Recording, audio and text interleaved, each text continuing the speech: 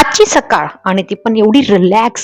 No office, no workload, nothing. हे hi everyone, good morning. मी Kavita. Welcome to my new vlog everyone. आजचा हा vlog असणार आहे खूप स्पेशल. स्पेशल का? तर मी आली आहे माहेरी. माहेरी का? तर ते यासाठी की आज आहे रक्षाबंधन. झोपेतून उठून बघते तर काय चालू आहे, मम्मी करते स्वयंपाक. मम्मी पण आज खूप खुश आहे कारण मम्मीचा येत आहे भाऊ. आज सगळेजण संध्याकाळी मिळतील आणि रक्षाबंधनचा प्रोग्राम सेलिब्रेट करतील. तर मम्मीने इथे स्वयंपाक रेडी ठेवला होता आणि मम्मी मला सांगत होती पटकन फ्रेश हो, मी देते चहा. आणि मी आरामात, अगदी आरामात माझं चाललं होतं. सगळे आळशी सारखे येऊन बेडरूम मधून पुन्हा सोफ्यावर लोडले. कोणी टाइमपास करत होतं. मम्मीची लगबग चालू होती कारण मम्मीचा भाऊ येत होता, मम्मीची वहिनी पण येणार होती आणि संध्याकाळी सगळे मिळतील. त्यामुळे मम्मीला खूप घाई होती. मम्मीला सगळं आवरायचं होतं आणि आम्ही काहीच करत नव्हतो लिटरली. आणि मम्मीने दिलं मला गरम गरम जेवण. आणि जेवण इतकं छान टेस्टी असं. मला गरम गरम मम्मी जेव्हा जेवण आणून देते ना, मला असं वाटतं ना मला आता दुसरं काहीच नको. मम्मीने नंतर आणला 4 वाजेला चहा. चहा घेत असताना मला मम्मी रागवत होती, हे काय रिकामे काम करते, मोबाईल घेऊन बंद कर हे व्लॉग वगैरे. आणि रेडी होऊन मी गेली मार्केटला भाऊ सोबत राख्या घ्यायला. आज आमच्या नंदुरबार मध्ये सगळीकडे शॉप बंद होत्या जागतिक आदिवासी दिनानिमित्त. त्यामुळे आम्हाला जेमतेम एक शॉप ओपन दिसली, त्यात आम्ही राख्यांची शॉपिंग करायला गेलो. राख्या एवढ्या सुंदर होत्या. आणि हो, एक महत्वाचं की हो, माझी भाषा अशुद्ध आहे.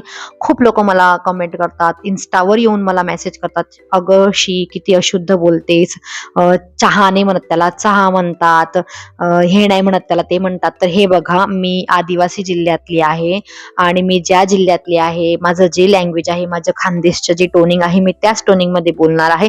माझं मराठी सुद्धा प्रॉपर आणि शुद्ध नाही आहे, हे मला माहिती आहे.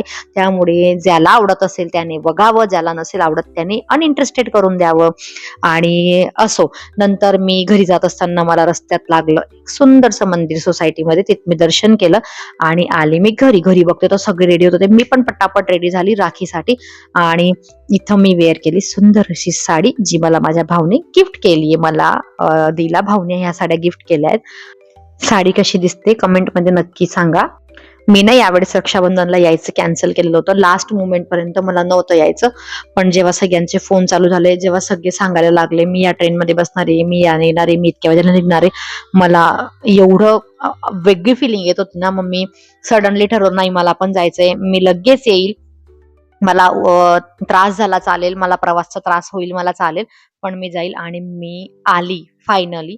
सर्वांना सरप्राईज दिलं आणि इथं झाली मी रेडी. आता होईल आमचा रक्षाबंधनाचा प्रोग्राम. मामा आलाय गावावरून, मम्मी पण हॅप्पी आहे, आम्ही आलोय म्हणून पण हॅप्पी आहे, पापा पण हॅप्पी आहेत. आणि उद्या सगळे ज्याच्या त्याच्या गावाला रिटर्न होतील. आणि मला ही मेमरी कॅप्चर करायची होती. खूप दिवसापासून विचार केला तर सगळे आल्यावरती काहीतरी कॅप्चर करू असं रक्षाबंधनसाठी.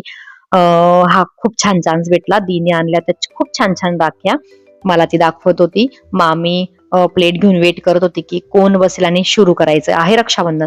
तर स्टार्टिंगला मम्मीने केलं मामाचं ऑप्शन. मामाला मम्मीने बांधली राखी. ऍक्च्युली मम्मीचा लहान भाऊ नव्हता आला, त्यामुळे मम्मी आज अपसेट होती. पण मोठ्या मामाने पूर्ण कमी भरून दिली. मम्मीला 2 भाऊ आहेत आणि हे आहेत आमचे मोठे मामा. दुसरे मामा बिझी स्केड्यूलमुळे नाही येऊ शकले, पण मोठ्या मामाने ती पूर्ण कमी भरली. इथं पापाला मामी राखी बांधते कारण माझ्या वडिलांना बहीण नाही आहे. त्यामुळे दोघी मामीच माझ्या वडिलांना राखी बांधतात. लहान मामींना पण जमलं नाही, त्या पण नाही आल्या तिथं. आणि इथं मामींनी केलं पापाचं ऑप्शन, पापाला बांधली राखी. इथं आम्ही सगळे वेट करत होतो, सगळे बसले होते आणि डिस्कशनही चालू होतं मध्ये मध्ये.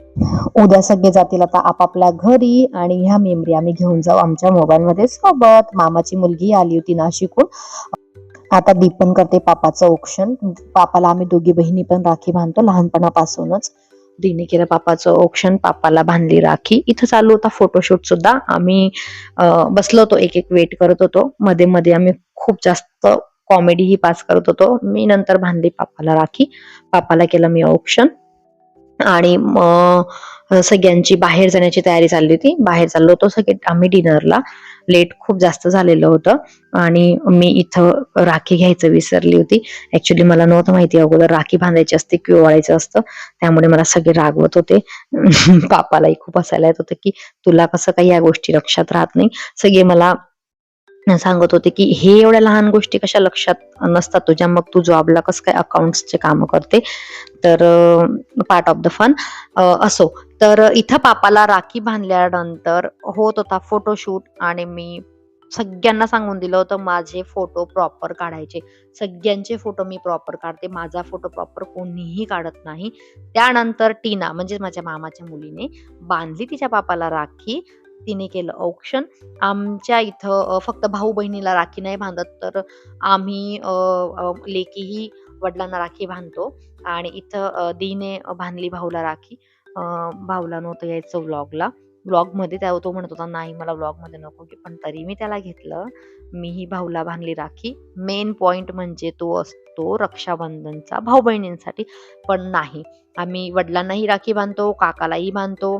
आम्हाला असं वाटतं की जे आमची रक्षा करत आहेत किंवा जे करणारे आहेत त्यांना आम्ही राखी बांधतो. मग ती लेक ही बापाला राखी बांधते आमच्या इथं, आमच्या खानदेशमध्ये. आणि नसेल खानदेशमध्ये तर आमच्या घरात तर आम्ही बांधतो. तर भाऊच्या चॉईसची राखी त्याला आणावी लागते. अगोदर त्याला व्हिडिओ कॉलमध्ये दाखवावं लागतं आणि यावेळेस मी राख्या नव्हत्या आणल्या, म्हणून मी त्याला मार्केटमध्ये त्याच्या चॉईसची राखी घ्यायला घेऊन गेली होती. इथं भाऊला राखी बांधत असताना तो अजिबात हसत नव्हता, म्हणून मी त्याला रागवली, "हस, थोडंसं हस." आणि राखी बांधल्यानंतर त्याला खाऊ घातली मिठाई, म्हणजेच त्याला स्वीट खाऊ घातलं. आणि फोटोशूट होत होता आणि माझा व्हिडिओ खूप जास्त व्हायब्रेट होत असेल, तर त्यामुळे समजून घ्या. कारण की कॅमेरा ज्याला द्यावा लागत होता, ज्याला देत होती तो व्यवस्थित प्रॉपर नाही पकडू शकत होता. इथं बांधली मी बहिणीच्या मुलाला राखी. कारण माझ्या बहिणीला पण मुलगी नाही आहे. तर मी पोरांना म्हणजेच माझ्या बहिणीच्या मुलांना म्हणजे माझ्या मुलांना मी राखी बांधते. आणि त्याला मी देत आहे नारळ. तो त्याला नव्हता आवडत. तो नाही म्हणत होता की "नाही मला शूट नका करू." काय माहिती आजकालच्या मुलांना कसली लाज वाटत असते. एवढी लहान-लहान आहे तरी त्यांना समजतं. नंतर रक्षाबंधनचा प्रोग्राम संपला. सगळे मस्त बसले होते. सगळ्यांनी फोटोशूट केला, व्हिडिओ शूट केला आणि आम्ही तिघांनी मस्त येलो कलरच्या साड्या वेअर केल्या आहेत. ह्या आम्हाला गिफ्टेड आहेत बरं का भाऊकडून. आणि फोटोशूट नंतर आम्ही सगळ्यांनी असं म्हणजे सगळ्यांनी आमचे पाय पडले. ज्यांना आम्ही राख्या बांधायचा, मामाने, भाऊने, भावाच्या मुलाने. भाऊ इथं माझे पाय पडतोय. त्यानंतर मामाने माझे पाय पडले. मी बोलली, "लवकर पाय पडा," कारण आम्हाला जायला लेट होत होतं बाहेर. त्यानंतर बहिणीच्या मामाने पाय पडले आणि भावाने सुद्धा पाय पडले बहिणीचे.